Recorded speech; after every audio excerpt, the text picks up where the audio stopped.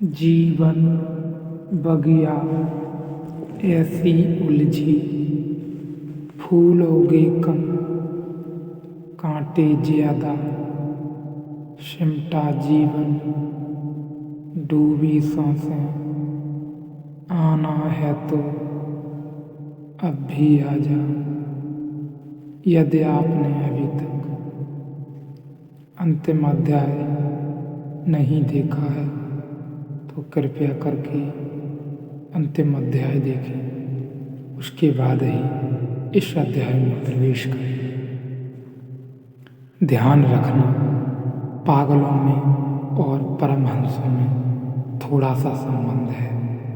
पागल भी हंसते हैं, प्रसन्न होते हैं क्योंकि बुद्धि गंवाती।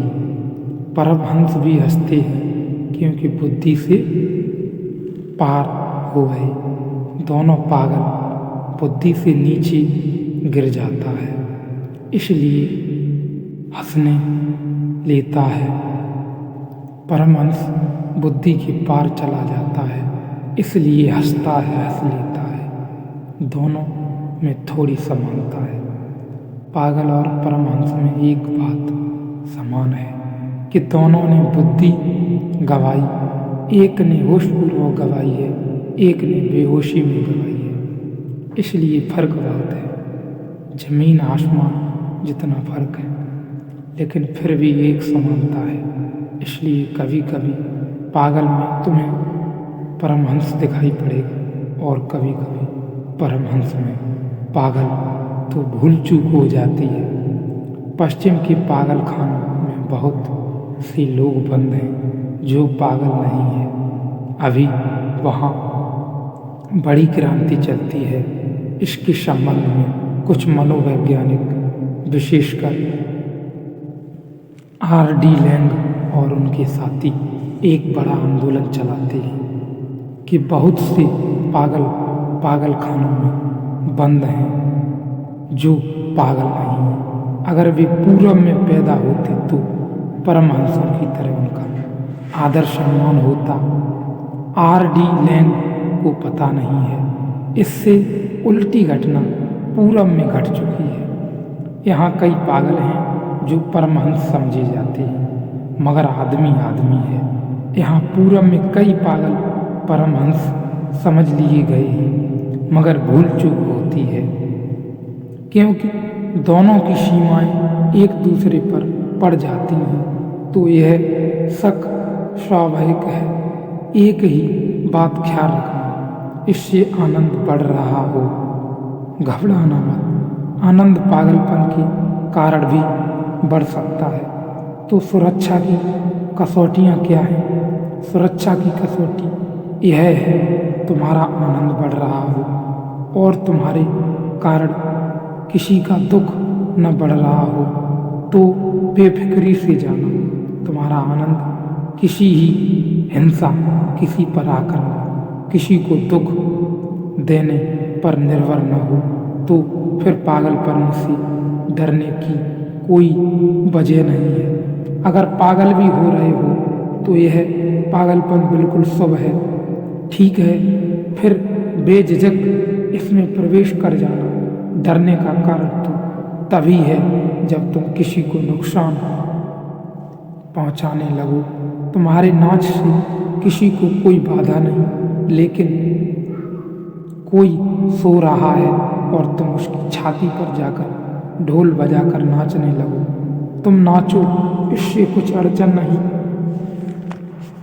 तुम गुनगुनाओ राम का नाम, यह ठीक, लेकिन माइक लगाकर आधी रात में और तुम अखंड कीर्तन शुरू कर दो तो तुम पागल हो। हालांकि कोई तुमको पागल नहीं कह सकता क्योंकि तुम राम की धुन कर रहे हो। ऐसे कई पागल कर रहे हैं, वे कहते हैं अखंड कीर्तन का कर रहे हैं। 24 घंटे की कथा की है। सो न सो तुम्हारी मर्जी। अगर तुम बाधा डालो तो तुम अधार्मिक हो जाते हो। इतना ही ख्याल रखना, तुम्हारा आनंद हिंसात्मक न हो, बस यह पर्याप्त है। तुम्हारा आनंद तुम्हारी निजी हो, इसके कारण किसी के जीवन में कोई बाधा न पड़े, कोई पत्थर न पड़े। तुम्हारा फूल खिले, लेकिन तुम्हारे फूल खिलने के कारण किसी को कांटे न चुभे, इतनी ही भर ख्याल रहे तो तुम ठीक दिशा में जा रहे हो। जहाँ तुम्हें लगे कि अब दूसरों को बाधा होने लगी, वहाँ थोड़े सावधान होना। वहाँ परमहंस की तरफ न जाकर तुमने पागलपन का रास्ता पकड़ लिया।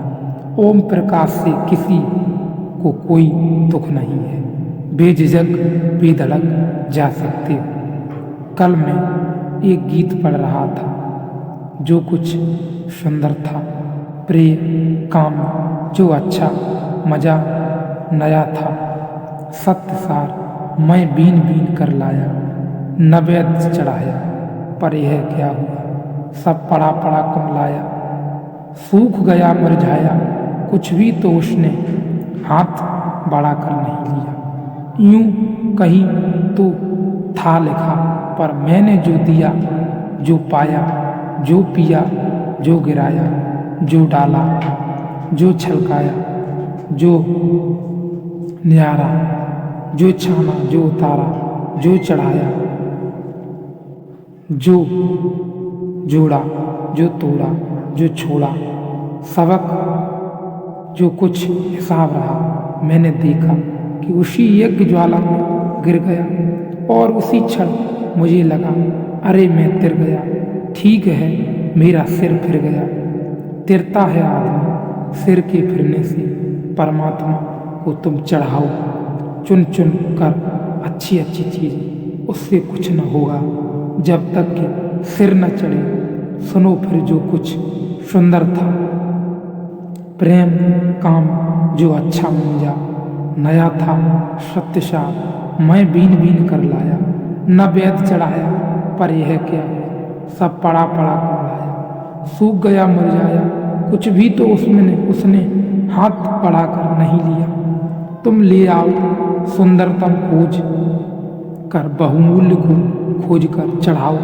कोहिनूर कुमलाएंगे, तोड़ो फूल कमल के, गुलाब को चढ़ाओ कुमलाएंगे। एक ही चीज वहाँ स्वीकार है, वह है तुम्हारा सिर, वह है तुम्हारा अहंकार, वह है तुम्हारी बुद्धि बहुत, वह है तुम्हारा मन बहुत। मन अलग अलग नाम है, बात एक ही है। वहाँ चढ़ाओ अपने को। और उसी क्षण मुझे लगा कि अरे मैं तिर गया। ठीक है, मेरा सिर फिर गया। यह सब शब्द, यह वाणी अष्टावक्र गीता की आपको तभी समझ आ सकेगी जब आप एक अनूठी यात्रा पर निकले होंगे। इस अनूठी यात्रा के अंतिम अध्याय को देखें, उसके बाद ही इस अध्याय को देखें और समझने का प्रयत्न करें और आनंद में जिएं।